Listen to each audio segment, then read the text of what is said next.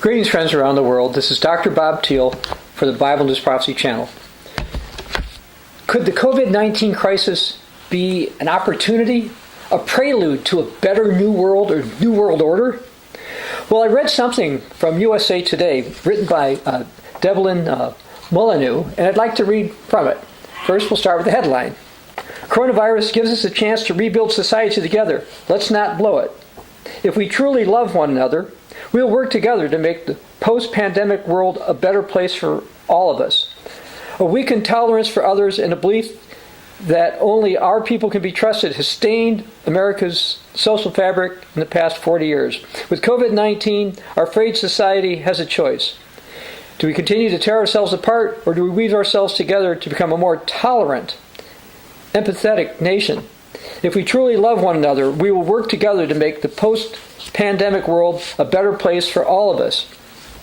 Now that, on the surface, sounds kind of nice, until you realize that she and a lot of others don't really want to promote a society with biblical morality. Good. Now, as far as love goes, I'd like to read something that the Apostle John was inspired to write.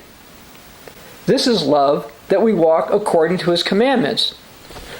Well, when I did a little bit of research, I found that Devlin Molyneux promotes things such as tolerance for various forms of sexual immorality.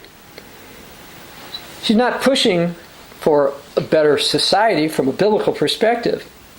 Now, will COVID-19 lead to a new society? Or perhaps will it kill the hopes for the dreaded New World Order? Well, back in March of 2020, former Reagan administration White House Communications Director Pat Buchanan wrote some things. So I'm going to read from his article. Will coronavirus kill the New World Order? What does the future hold? It may one day be said that the coronavirus delivered the death blow to the New World Order, to a half a century of globalization, and to the era of interdependence of the world's great nations. Well, when he wrote that, I made a post about it. So last March, I dealt with this. So I'm going to read what I wrote back in March. To answer the first question, no, the coronavirus will not kill the coming New World Order. To answer the second question, the future is that the Bible prophesies that a strong man-type leader will rise in Europe. The COVID-19 pandemic is getting people to look towards authoritarian leaders. If COVID-19 flares up more in Europe, that will get more over there to consider the benefits of a strongman type leader. A new world order is being put together, and some of the fallout from the coronavirus will be a factor. Now, about 3 weeks after I posted that, Austrian democracy researcher Tamara Aes concluded something because of the corona crisis in Europe. They want stronger leadership, and they willingly accept restrictions on their freedom in exchange for that. So, yes, world events are aligning with properly understood biblical prophecies. As far as the New World Order goes, since around 1800, the world order has basically been dominated by the British and Americans. Now in the 21st century, part of the purpose of the European Union, as well as the Eurasian Economic Union, China's Silk Road Project, and some other things, is to establish a new world order that's not dominated by the Anglo-American powers. As far as Europe goes, it's upset that the UK is leaving the European Union. They're upset with Donald Trump for a lot of reasons. They want to cooperate more with the Eurasian Economic Union. And so we're seeing actually a coordination of efforts against the Anglo-American powers occurring. Now, what about this novel coronavirus and its effect? Well, like I warned back in March, it's helping push aspects of totalitarianism. I'd like to read something from Economic Prism. Beware of plans to build back better. Central planners the world over disdain the free exchange of goods and services. They believe they can better shape the world around them according to their wishes. This fatal conceit compels them to intervene in destructive ways. The mess wrought by extreme government intervention has been magnified by coronavirus. The central planners took a bad situation and made it dramatically worse. They destroyed the economy so they could build back better. Beware of plans to build back better. This week, for example, Nobel laureate Joseph Stiglitz and several other economic interventionists published a paper in the Oxford Review of Economic Policy calling for green stimulus. The policy archetype of no stimulus and no intervention was not considered, as far as we can tell. Well, some believe actually these government lockdowns and other restrictions are essentially a trial run to see how people will tolerate totalitarianism, where government's leaning toward that direction. And in a sense, you can say we've been seeing a trial run for the coming totalitarian New World Order. The speed and the ease of how quickly most people, including many religious leaders, accepted restrictions was something many globalists would be pleased with. But not all went as well as hoped. I'd like to show something from a European perspective. Let me read here. German Foreign Minister Heiko Maas says Europe must acknowledge that it wasn't well prepared for the corona pandemic. Maas said the European Union had grown in the crisis. The EU's sluggish response has given way to cross-border medical aid, a massive financial support package, and coordinated scientific research programs. Maas called the solidarity provided by EU member states unique in the world, adding that Germany wants the bloc to emerge from the crisis stronger. Heiko Maas sees an opportunity for Europe to improve based on lessons learned from this crisis. For years, he's essentially been pushing for a new world order led by Europe. And last year, he spoke at the United Nations, and he laid out his vision for a multilateral new world order. He wants Europe to have its own military, independent of the United States, and he wants to push the U.S. dollar off as the world's primary reserve currency. Now, those things are actually going to happen, but it's not going to end well.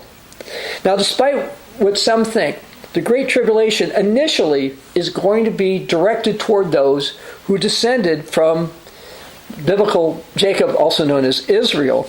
And we can read about that in Jeremiah chapter 30, starting in verse 6. Ask now and see whether a man is ever in labor with child. So why do I see every man with his hands on his loins, like a woman in labor, and all faces turn pale? Alas, for that day is great. So none is like it.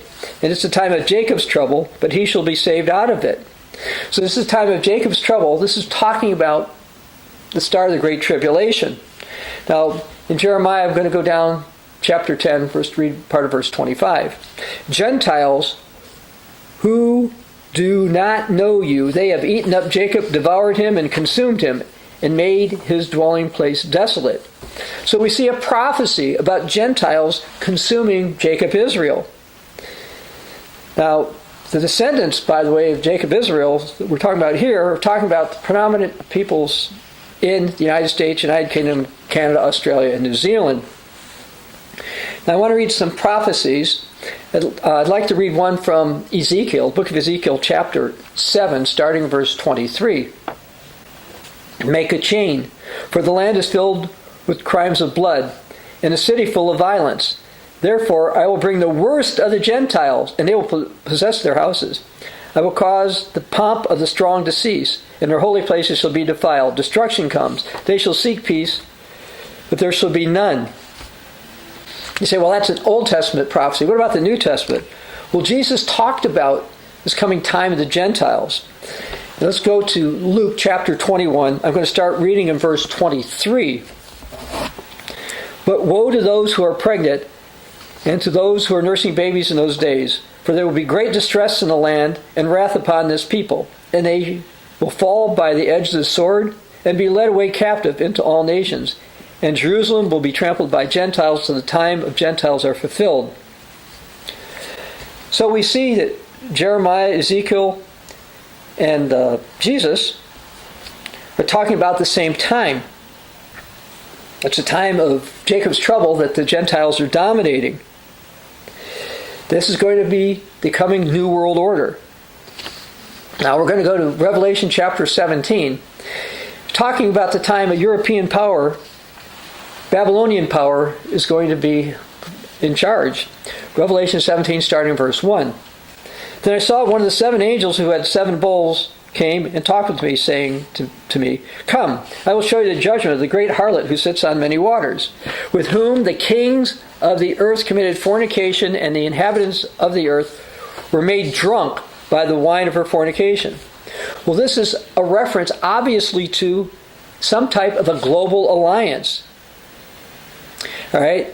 And drunk with the wine of her fornication gave a message, a New World Order message that people thought this sounded good, an opportunity to make money or prosper or whatever. Now let's drop down to verse 5 in Revelation 17. And on her forehead a name was written, Mystery, Babylon the Great, the mother of harlots and of the abominations of the earth. I saw the woman drunk with the blood of the saints and with the blood of the martyrs of Jesus. And when I saw her, I marveled with great amazement. But the angel said to me, "Why do you marvel? I will tell you the mystery of the woman and of the beast that carries her, which has 7 heads and 10 horns. The beast which you saw was not and is not, and will ascend out of the bottomless pit and go to perdition. And all those who dwell on the earth will marvel, whose names are not written in the book of life from the foundation of the world. And when they see the beast that was and was not and yet is. Here is the mind that has wisdom. The 7 heads are 7 mountains on which the woman sits." Now, going down to verse 18. "And the woman whom you saw is a great city which reigns upon the kings of the earth." Now, the 7-hilled city, according to Roman Catholic sources, is Rome. And there's many European symbols that clearly tie Europe in with its Babylonian status, including this poster that we're putting up right now that you can see. And there are also others. For example, the European Parliament building in Strasbourg sort of looks actually like the old Babylonian thing here. Now, I'd like to read a Catholic prophecy about taking over North America. This is from Zachary the Armenian. There'll be war. The war the prophecy refers to is the struggle of the strong against the strong. This empire of the north will go to war against North America. North America will be fallen and conquered and brought into bondage. So we see there's a prophecy here that this is going to happen from a Catholic source. Now, North America is talking, in this case, context, the United States and Canada. And the timing of it, according to Zachary, is actually during the time of the son of perdition. Why quote that? Because it's not from the Bible. Because it's consistent with some biblical prophecies. Let's go to Daniel chapter 8. We'll start in verse 19. "And he said, Look, I make known to you what shall happen in the latter time of indignation. At the appointed time of the end shall be." Down to verse 23. "In the latter time of the kingdom, when transgressors have reached their fullness, a king shall arise, having fierce features, who understands sinister schemes. His power shall be mighty, but not by his own power. He shall destroy fearfully, and shall prosper and thrive. He shall destroy the mighty and also the holy people. Through his cunning he shall cause deceit to prosper under his rule. He shall exalt himself in his heart. He shall destroy many in their prosperity. He shall even arise against against the prince of princes, but he shall be broken without human means." And if you continue, it says this vision, which is told, which is true, it refers to many days in the future. Well, it's thousands of years since that was written by Daniel, and these are now talking about we're getting close to those days. Through his cunning, he's going to be promising a better world order, one dominated by Europe. This is not going to end up well for the United States. For example, Daniel 11 verse 39 says, "Thus he shall act against the strongest fortresses with a foreign god, which he shall acknowledge and advance its glory, and he shall cause them to rule over many and divide the land for gain." Well, this he, according to the next verse, is the king of the north, and he's going to rule a European empire, and he sounds a lot like the empire of the north that Zachary wrote about. And of course, the strongest fortresses in modern times, by the way, belong to the United States. So this is a prophecy of the United States being destroyed. You said, well, you mentioned the British descended peoples. Well, what about them? Well, they descended from Ephraim. And if you go to Isaiah 17 verse 3, just read what it says. The fortress also will cease from Ephraim. So yes, they're going to fall as well. Now, as it turns out, there's various Roman Catholic sources that are looking forward to a leader who's going to do this. So let me read another Catholic prophecy. This is from Ralph Geckner, who died in 1675. A great prince of the north with a most powerful army will traverse all Europe, uproot all republics, and exterminate all rebels. His sword will be moved by divine power, will most valiantly defend the Church of Jesus Christ. He'll combat on behalf of the true Orthodox faith and subdue his dominion, the Mahatman Empire. A new pastor of the Universal Church will come to the shore through a celestial prodigy in simplicity of heart, adorned with the doctrines of Jesus Christ. Peace will come to the world. Now, this sounds an awful lot like the European leader the Bible warns is going to arise. He's called the Prince of the North here, but the Bible he's called the King of the North. As far as getting rid of the Mahatman Empire, this is talking about an Islamic empire. The Bible talks about the King of the North eliminating the King of the South, which is essentially an empire dominated by Islam, which would be countries in Middle East and North Africa. The Bible talks about this. As far as a pastor coming with celestial prodigies, this is talking about being accompanied by the Antichrist, who is going to do some type of miracles. But this prophecy, they're looking forward to this. And notice that it says he's going to uproot all republics. This means he's going to get rid of current semi-democracies they have over there and be replaced with a totalitarian government. You say, but you're not quoting the Bible. How do we know this is true? Because it's consistent with biblical prophecies that I've already mentioned. And there's one more that I will mention in Revelation 17, starting in verse 12.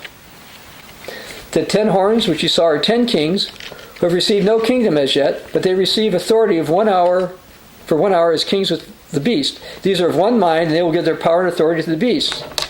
So these 10 kings don't have a kingdom, but they're going to get one. And that's a reorganization. But this is not talking about 10 existing nations that are going to get their power, but 10 kings who didn't have one. They're going to get their power and transfer it. The republics that remain in Europe will be no more. Now, as far as some of these things, back in March, I also wrote, COVID-19 is playing a role not in preventing the coming New World Order, but to help increase the acceptance of it. We're getting much closer to the start of the Great Tribulation. Please, don't fall for those who don't promote biblical morality, but say they can make society better. We're seeing that now, but the beast is going to, when he's rising up, he's going to say it as well. The beast is going to claim that he's going to make society better, but the Bible warns against him. Don't be taken in with the siren song of peace, prosperity, and safety from someone who the Bible warns against, and somebody that will be destroyed when Jesus is coming. Believe what the Word of God says. This is Dr. Bob Thiel for the Bible News Prophecy Channel.